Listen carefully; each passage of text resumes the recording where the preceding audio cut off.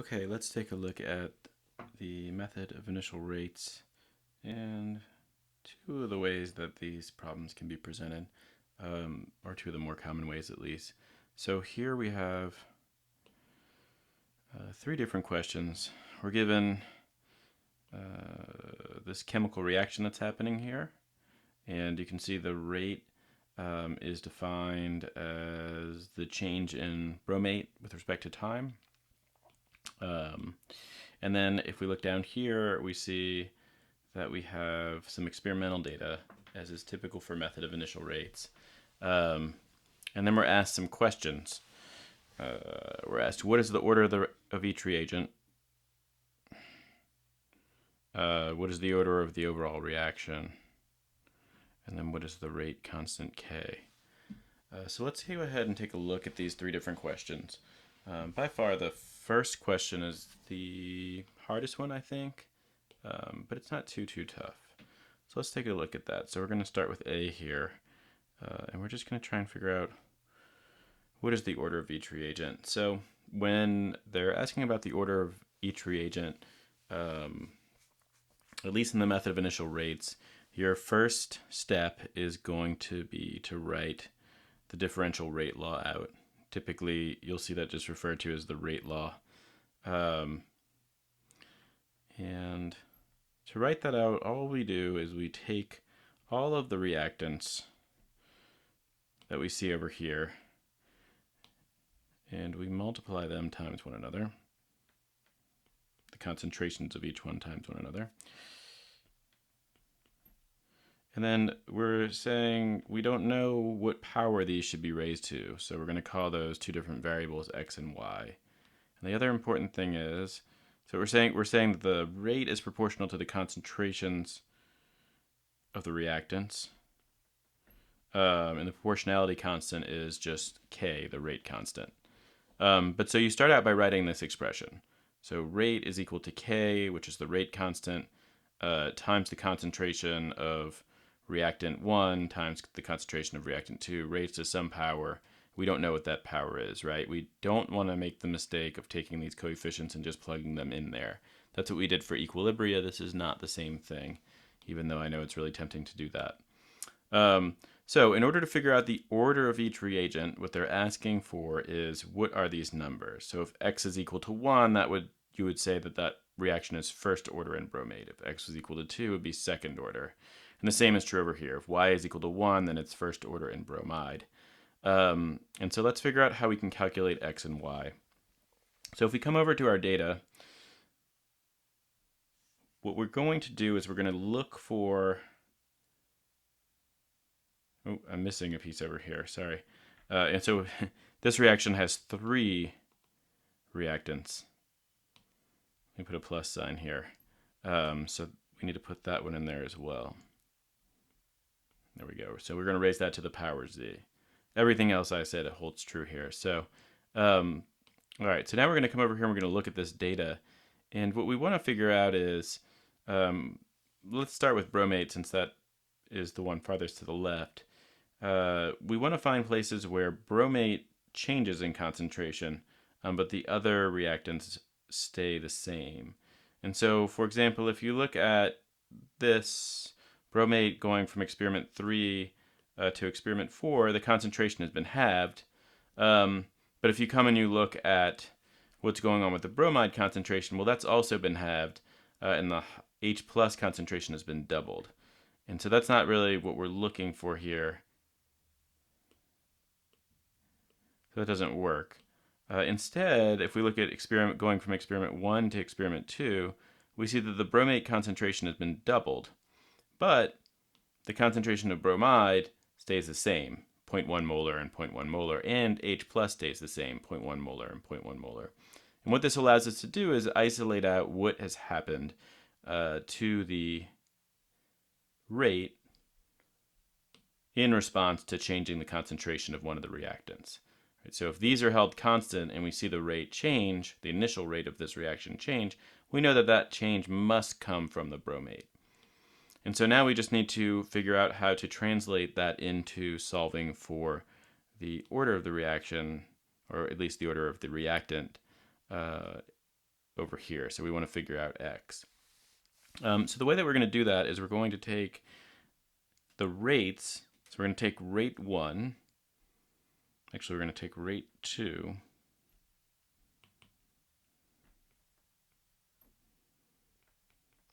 And we're going to divide that by rate 1. And we're going to set it equal to concentration 1. So we're talking about the concentration of bromate here. So concentration 1, concentration 2 divided by concentration 1. So that's a 2. Let me fix that so it looks a little, there we go. Okay, and then we want to raise this to the x power. And then it's just a matter of plugging in the values here. So we're looking for bromate. So I chose to put rate 2 over rate 1. It's somewhat arbitrary, but the reason that I did that is because you want to put the larger number on top. So for example, this rate is larger than this rate, or this concentration is larger than this concentration. And that allows you to work with numbers that are just a little bit easier. Okay, so let's take a look and see how this works out. So yeah, so rate 2 is 1.6 times 10 to the minus 3. And I'm going to leave the units off of it because you can see they all have the same units, right? These will all have the same units over here. And I'm taking the ratio of them so the units will just cancel out, because I'll have moles per liter second on the top and the bottom. And so I can just leave those off because they're just going to make things look a little bit more cluttered. And so now I'm going to set this equal to the concentration here. So I'm going to take 0.2 and put it over 0.1. And again, I'm going to leave these dimensionless for the same reason as I did with the rate. And now I just want to raise this to the power x. Okay, so when I simplify this, when you punch it into your calculator, what you'll see is 1.6 times 10 to the minus 3 divided by 8.0 times 10 to the minus 4 becomes 2. And then obviously 0.2 divided by 0.1 is also 2. So we end up with this simple equation, which is 2 is equal to 2 to the x. And so we can solve this if you absolutely want to solve it algebraically. You can go through with logarithms and solve it that way. But for the most part, you can usually solve these by inspection. So, 2 to what power equals 2? That is very easily, or very obviously, when x is equal to 1. Okay? So what we see here is that for a reaction that's first order in bromate, if we double the concentration, we expect to see the rate double. So you can almost do it by inspection and say, well, I doubled this and I see that the rate has doubled here. I know it's a little bit weird because it's in scientific notation. And you can skip out kind of doing all of this once you get kind of fast at it. Okay, so now we know what the rate. So now we can go in and we can get rid of this x because now we know what it is. We can say, okay, that's 1. And you don't have to explicitly, by convention, the standard convention is you don't have to write out the 1, but we're gonna write it out here. Okay, so that's what the order of the reaction is in bromate. Okay, so now we need to figure it out for the other two that we have there, and we're going to use the exact same strategy. So I'm going to come in now and I'm going to find where bromide is changing in concentration, but the other two reactants are staying the same. And so we see here when we go from experiment 2 to experiment 3, we've doubled the concentration of bromide, but if you look at bromate and H+, those have stayed the same. And so again, this allows me to isolate out the effects of changing the concentration on bromide on the rate of the reaction. So this one here, this is our calculation for figuring out what bromate is equal to. And now we're going to figure out what bromide is. So we're going to do the same thing. I'm going to take the larger number and put it on top. Again, that is just for convenience mathematically. So yeah, it's important to, the other thing I might want to point out is that it's important to be consistent, right? So I'm putting experiment 3, so I'm putting this concentration on top, concentration 3. That means I'm also going to put this rate, which I'm going to call rate 3 on top as well. And I'm going to skip this part where I kind of explicitly spell it out, just for brevity's sake. Okay, so now I'm going to take the bromide concentration, which is, or let's actually do it the same way we did the other one. We're going to take the rate and look at that. So we're going to take rate 2 from experiment 2, 1.6 times 10 to the minus 3. So that's this experiment that I'm looking at. That's where this number comes from. And I'm going to divide it by experiment 2. I'm sorry. Let me go backwards here. I think I misspoke. Try that again. All right, we're going to take rate 3. Let me outline it in yellow. We're going to take rate 3 because it's the larger number.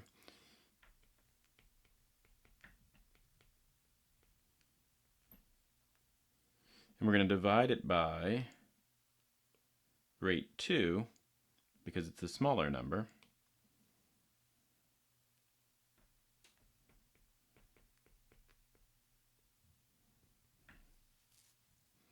And then I'm going to set it equal to the concentrations over one another. So that's going to be concentration 3 over concentration 2.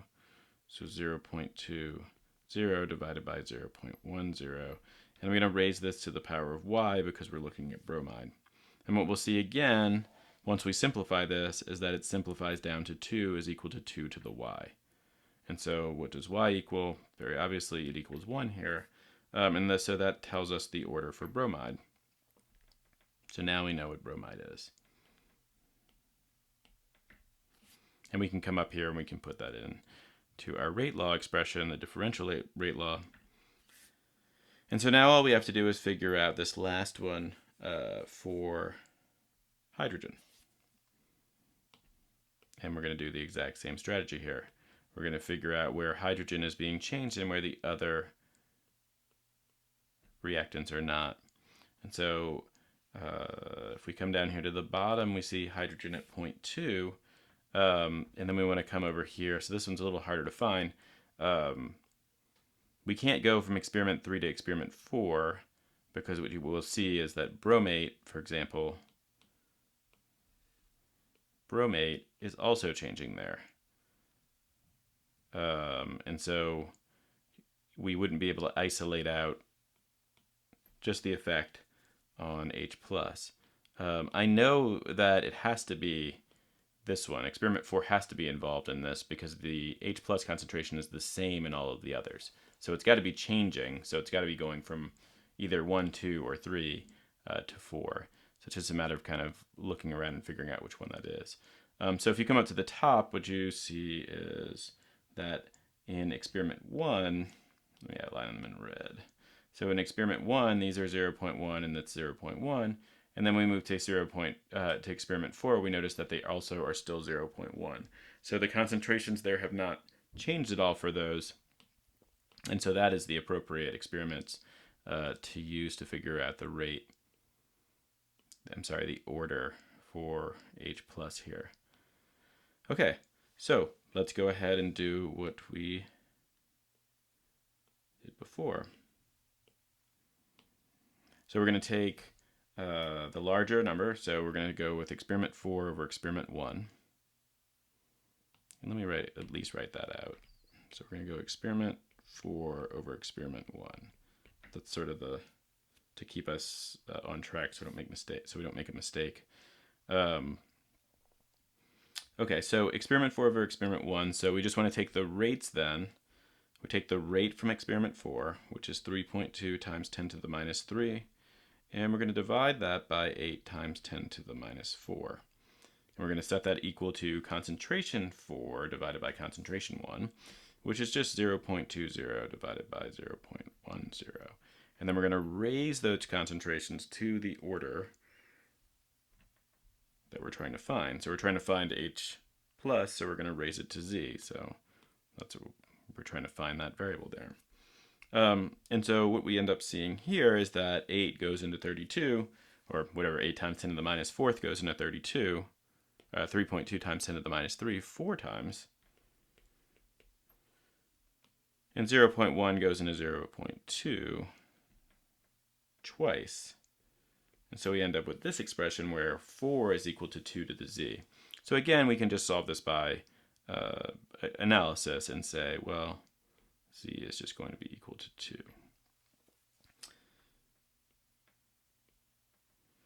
And so now we've solved it for h plus.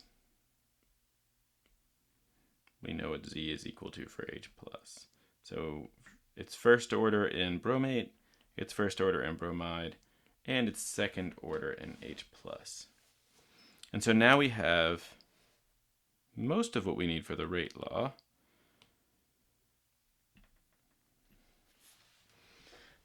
If we want to figure out what the overall order is for the reaction, that is very straightforward. So this was A that we worked through right here.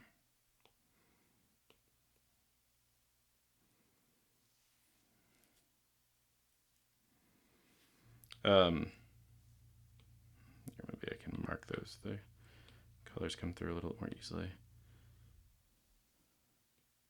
There's A. We just worked through A right there. Yeah, if we want to work through B,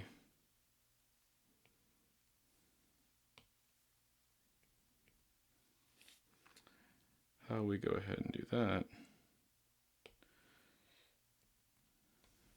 So if we want to know the overall rate for the reaction, all we have to do is take the overall order of the reaction. All we have to do is take the individual orders and sum them up. So if our rate is equal to this, which we wrote before, so I'll plug those variables back in.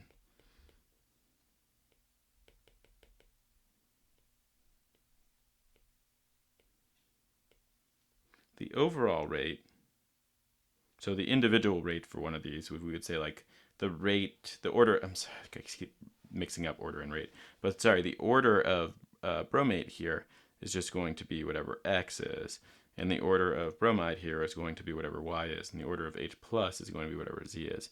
The overall order for the whole reaction, though,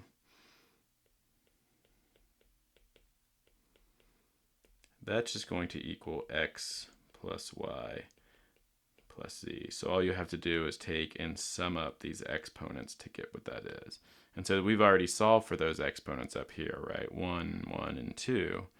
And so for us, that's equal to 1 plus 1 plus 2.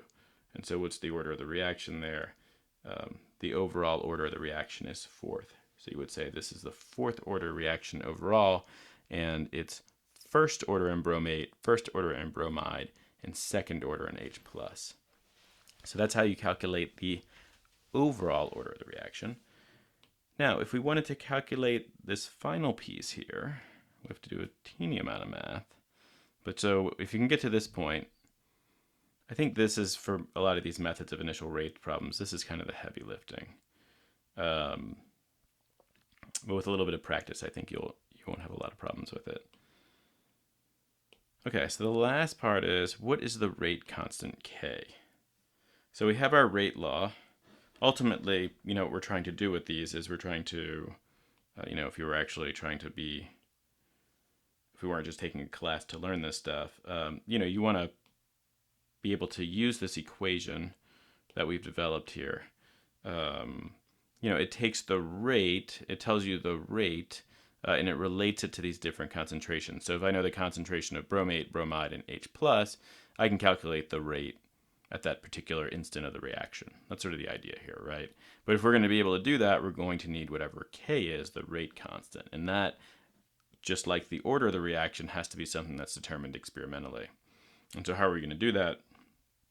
Well, once you have the rate law in hand, which is, once you have the order of all the different reactants, I should say. So you write out the rate law, you get the order of all the different reactants. Then you can use the experimental data to calculate K. Because if we come over here and we look at this data, let me clean this up a little bit.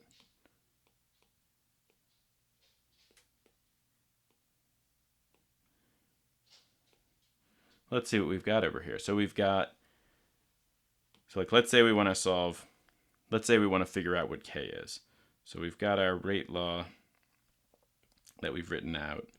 We know the order of all the reactants.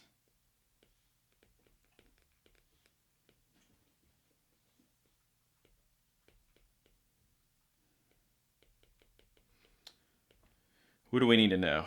So we're going to solve for K here. I'm going to say K is equal to, let's see, it's going to be equal to the rate divided by the concentration of all these things, raised to the appropriate powers that we just figured out.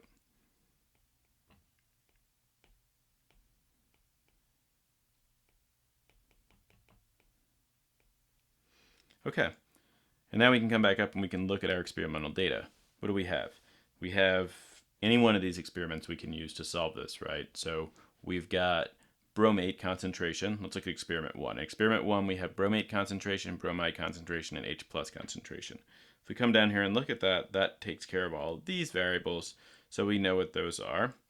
And then we need the rate, so we have that too. So we have one equation and we have one unknown, which is K, and we just need to plug in some data here. So I'm using experiment 1 just because, it's the first experiment, but you could also use experiment 2 or experiment 3 or experiment 4. K is the rate constant. It's constant regardless of what you're changing in the reaction, unless you change temperature, but we're not looking at that right now. So if we write this out, we end up getting the rate is equal to 8.0 times 10 to the minus 4. And you'll notice now I am putting back in units because they are once again relevant because I'm not just taking the ratio of things. And so K, the rate constant, has units that change with different reactions. So you have to be careful of that. These in experiment 1 are all the same concentrations. They're all in moles per liter.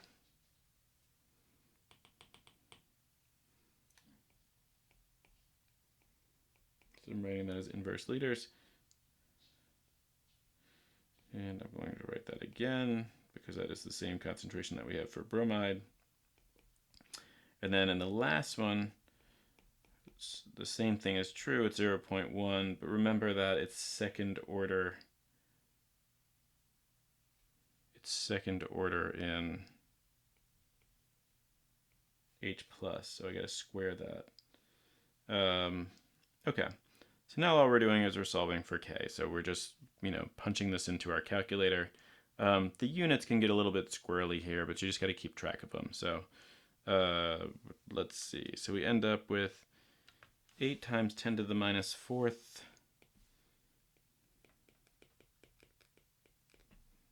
And that's in moles. I'm just going to simplify this a little bit. And then the bottom part here, right, they're all the same number, so it's going to end up being 0.10 mole inverse liters. But that's going to be raised to the 4th power. And so, let's see, so when we put that in our calculator, what we'll get is 8.0 times 10 to the minus 4th. I'm being really careful here because the units get a little bit weird.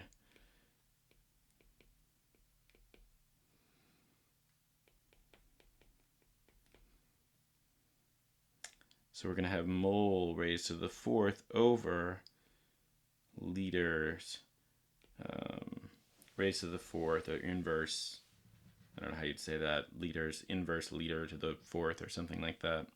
But yeah, so you just need to be, when you're dealing with the cancellation here, I'm not going to go through how to divide, exponents and such, but just be really careful with that, that it ends up all working out appropriately, because it can get a little bit confusing. So let's see.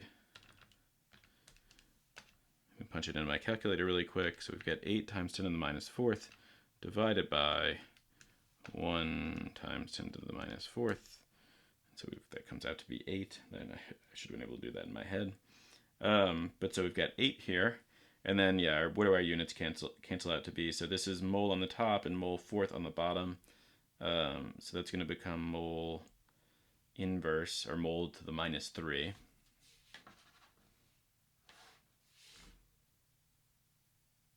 And then we look at the liters. So we've got inverse liters up on the top here.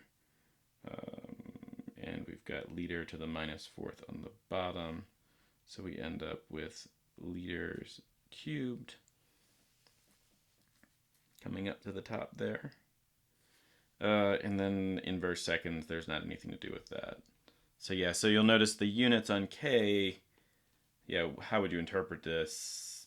Inverse mole, I don't know what the physical meaning of that is, but it's part of this proportionality constant. And it's an important part of the proportionality constant because if you don't put the right units on K, it's not necessarily important for this problem, but if you don't put the right units on K, then your rate is going to come out with kind of a garbled units. So if we come back up here momentarily just and look at the initial rate, the rate should be expressed in terms of moles per liter seconds. And so K is always such that for the rate law, the differential rate law, K is such that whatever the units are over here, the rate always ends up with units that are mole per liter second. But this completes our method of initial rates and sort of the most common, or a very common way that you see these questions asked. So usually when you're given method of initial rates, you're trying to find the order of the different reactants. That's a very key part of why you do the method of initial rates. And it doesn't always explicitly, we'll look at another problem in a second, it doesn't always explicitly say what is the order of each reagent, but it's almost always part of kind of the workflow for the problem. So let's take a look at another one here. Okay, so now we've got another method of initial rates problem, and you'll see that it's sort of the same setup. We're given some experimental data. The rate is being defined as the change in whatever that is, hypochlorite, I guess, I don't know what you'd call that, chlorine dioxide, whatever, but it's being expressed in that per unit time. We're given the reaction for it, and then we're asked some questions about it. And we'll note that these questions are different, but what we're going to realize is that, at least for the first one, it's really the same thing that we just worked. The second one here, we'll be doing a little bit of extra math, but you'll see it's not so bad. All right, so let's take a look at this. So we've got A, we're going to work through that, and then we're going to work through B. Okay, so the rate law, when they're asking you to find the rate law,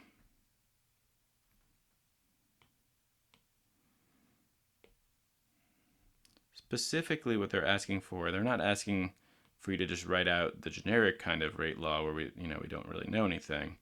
So let me write it out and then I'll explain what I mean by that. So for any reaction, so I'm given this reaction here, right? I can write out the rate law like this, where I leave these powers in there. But that's not really what they're asking for when they're asking for the rate law, because that's not a very useful equation, because we have to know x and y to be able to do something. And really, we should be figuring out what k is as well, although in this particular problem, they tell us that explicitly. So they say, determine the rate law. So that means figure out what x and y is. And then they're going on and saying, and also know the value of the rate constant. So that's what that is. So we're going to use the same workflow that we used in the last problem. They're just asking the question slightly different. So we come over here and we see we have this fairly simple set of data here. And we can just go ahead and figure out what these, the order of the different reagents are. So if we look at going from, Let's see, we might be able to do this in our brains. Maybe not. I struggle with working with scientific notation in my head sometimes. But let's take a look here. So we've got experiment 1, and we see that in going from experiment 1 to experiment 2, we are doubling the concentration of ClO2. And we note that the OH minus concentration is not changing at all. So that allows us to isolate out the effect of ClO2 on the rate. Let's get rid of that. And so we're going to use our same strategy where we divide the rates and divide the concentrations and just set them equal to each other. Okay, so I'm taking experiment 2, and I'm going to be kind of dividing everything by experiment 1. Let's just set up here. So our rates here, experiment 2, is 2.3 times 10 to the minus 1. And we're putting that over 5.75 times 10 to the minus 2. And now we're going to set that equal to the concentration. So we're going to take concentration 2, which is just 0.100. We're going to divide that by 0.0500. And we're going to raise it to the power of x. So we're trying to solve for what the order of the reaction is for chlorate. We're going to raise that to the power of x. So let's punch this into our calculator really quick. 2.3 times 10 to the minus 1. And we're going to divide that by 5.75 times 10 to the minus 2. Yeah, we end up with 4.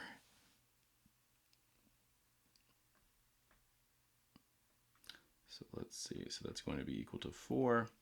And then 0.1 divided by 0.05, that one I can at least do in my head. Let me get rid of this. We'll put a little arrow there. That's going to be equal to 2, so we end up with 2 to the x equal to 4. And so, yeah, so what does x end up equaling here? It equals 2. Okay, so this is for ClO2. And we see that x is going to be equal to 2, so that's going to take care of this up here. Now we know that. So this is second order in ClO2. And then we need to figure out for OH minus what the order is going to be. Okay, so we almost know what it has to be here because we only have 3 experiments. Here we're halving the concentration as we go from 2 to 3, or doubling it as we go from 3 to 2, however you want to think about it. And we can see what effect that has on the rate. And if you look over at chlorine dioxide, we see that that hasn't changed at all. So we're not worried about that. So we're going to do some analysis on this now, and that's going to tell us what the order of the reaction is in hydroxide. All right, so we're going to take, again, just a normal deal here where we're putting the larger number on top. Experiment 2, we're going to put experiment 3 on the bottom. And so, yeah, what's our rate for experiment 2? It's 2.3 times 10 to the minus 1. And if we look at what experiment 3's rate is, it's 1.15 times 10 to the minus 1. And then we set that equal to the concentration. So concentration 2 is 0.100.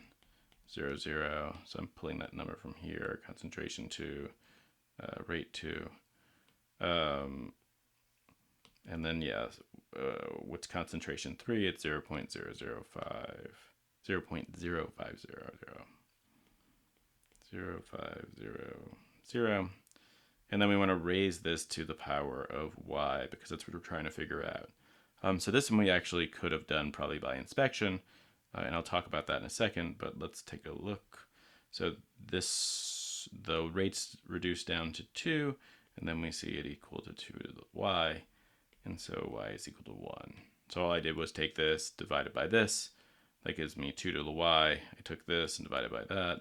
That gives me 2, and then I solved this by inspection and said y is equal to 1. And so that tells me that for OH minus, the order is first. So now I can come back up here and plug that in. So now I have an expression, most of my expression for the rate law. It's still not useful until we figure out the rate constant. Before we do that, though, let's take a look over here. So for things that are first order, those are sometimes easy to see just by looking at the data over here.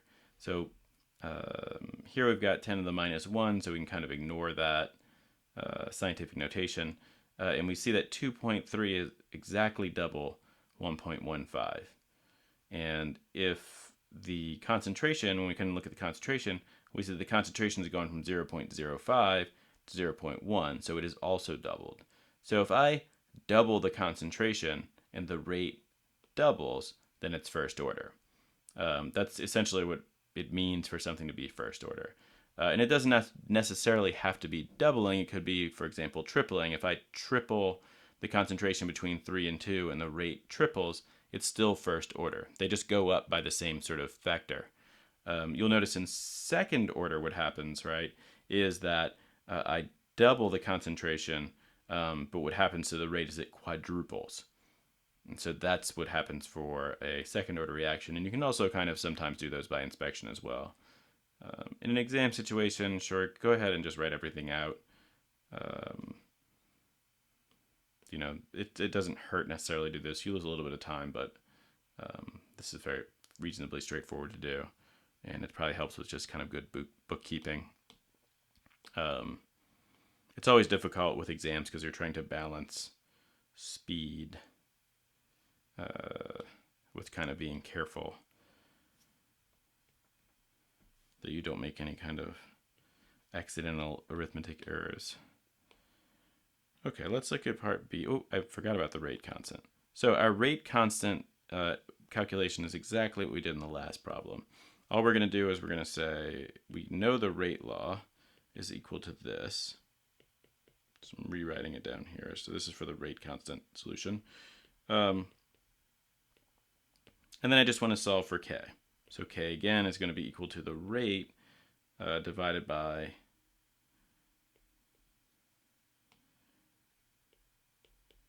the reactants that are part of this differential rate law here.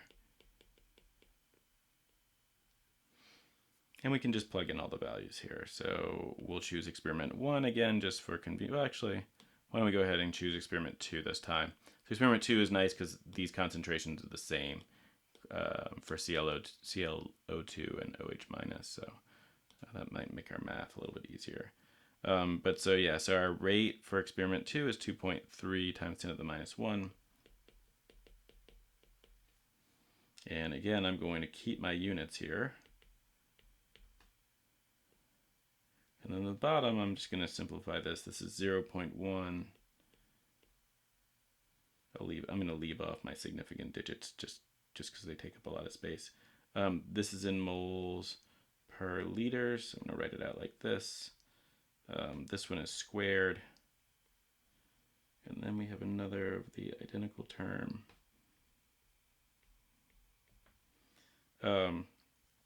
Okay, so then we can just go ahead and combine all those different terms. So we end up with 2.3 times 10 to the minus 1 moles, inverse liters, inverse seconds, divided by 0.1 mole inverse liters.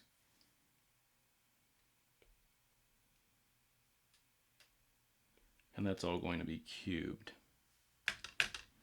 Okay, so let's calculate the numerical part here. So we got 2.3 times 10 to the minus 1, and that's going to be divided by 0.1 raised to the third. And so we end up with 2.3 times 10 to the second. And then we have to deal with these sort of weird units again. So we have mole, inverse liter, inverse seconds, divided by mole cubed, and then like inverse liter cubed. And so we have to make sense of all that. And so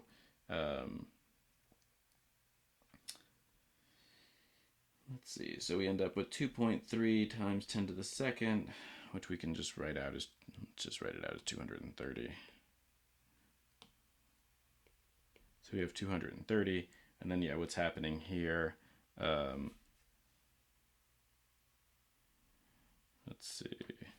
So so this mole and this mole is going to cancel out, so we'll end up with mole squared in the denominator.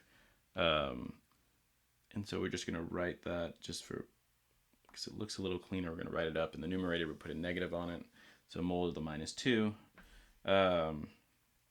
And then when we look at liters, it's, well, we've got these inverse liters, and these are inverted. So really what you can think of this as, right, this is really like liters cubed divided by liters, because the negative sort of swaps it to the numerator, right? So liter -3 could really be written out as liter cubed. I guess that's kind of a nice way to express this. So if we wanted to kind of put everything in the numerator, we could really say that what we have is moles, and maybe I'm going a little overboard on this, so you guys might kind of have a handle on how to deal with units already, but so that would be the top part of the numerator. If we want to bring everything that's on the bottom up to the top, all I have to do is change the sign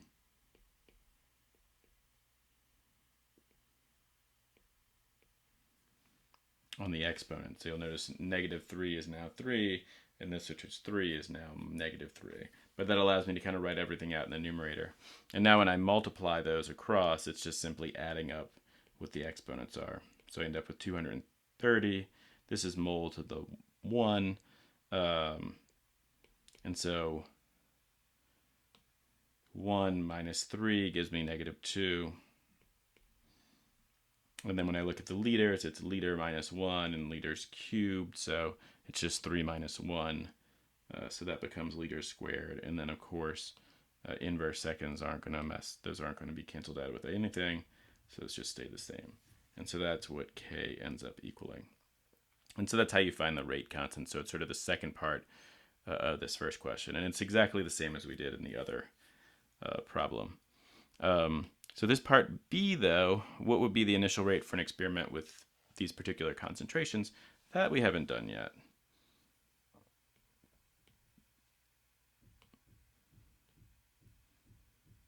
So we've got B. So it's asking us, let's think about what it's asking us here. It's saying, what would be the initial rate for an experiment with this concentration and this concentration?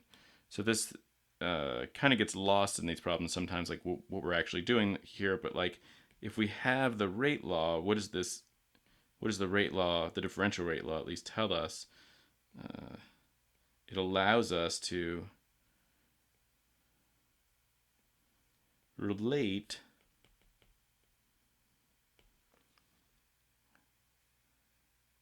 the rate, so that can be the initial rate, that's what we're talking about here, to the concentration of these two reactants at any point in the reaction, right? So if we know K, and we know the concentration of this, and we know the concentration of this, then we can calculate the rate. That's really all it comes down to. And so we're given these two different concentrations here. How do we solve this problem? All we have to do is say, well, the rate is equal to K, which we just calculated right here. Delineate this a little bit. But yes, we just calculated the rate constant right there, so we know that. And that's just going to be 230.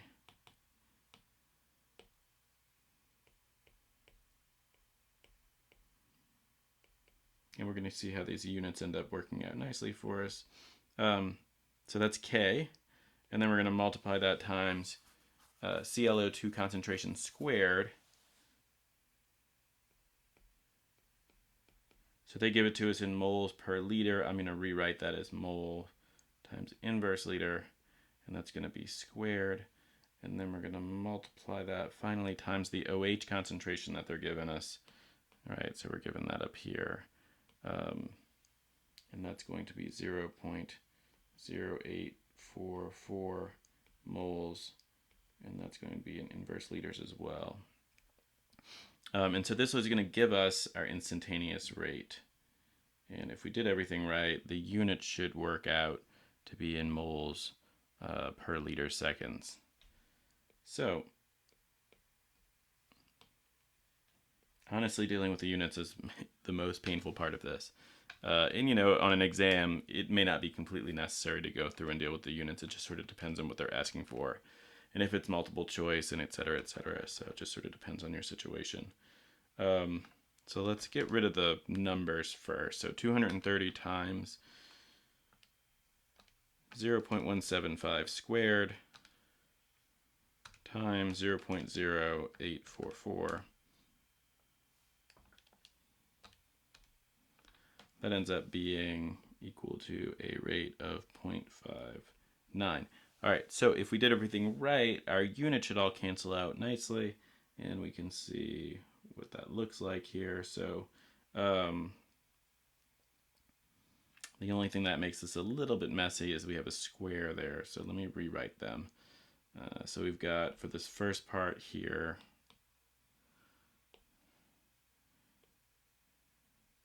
and then I'm just going to take that and I'm going to kind of just go through and multiply it. Why did I choose green twice? Let's do blue. I'm going to look at the units here, and then we'll look at the last little piece of units that are over here off to the side. So I'm just rewriting those. So I multiplied the numbers out just to get rid of them, and now I'm just looking at the units. So mole to the -2, liters squared, inverse seconds. That comes from the value of the rate constant. And then I have this second part, moles times inverse liters. But those are both squared because this term ends up getting applied to both of those. So don't make the mistake that I just did and forget to put that in.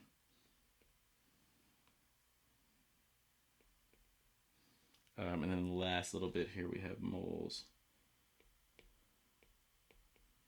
times inverse liters. Okay, so how does this all work out? So we have, if we just look at the moles first, we end up with 0.59, and then it's mole to the -2 plus 2, so that's 0, and then we end up with one more mole over here, so it's 2 minus 2 plus 1, so that just ends up being 1. So we end up with moles just by themselves, and then we can look at liters here. So we've got liters squared times inverse liters, so 2 minus 2 gives me 0. And then we see that we have liters that are just inverse liters over here, so that works out nicely. And then, of course, inverse seconds, that just comes right out of the rate constant here. And so we see we get the units that we would expect there. So the instantaneous rate for a particular concentration is just 0, or these particular concentrations are 0.5 moles per liter seconds. Right, so this is essentially what we've done in part B here. It's kind of like if you were given a table here and you were given a third slot down here. Like let's say you ran experiment 4. I don't know. This wouldn't make sense to do experimentally, but it's like having a third slot down here.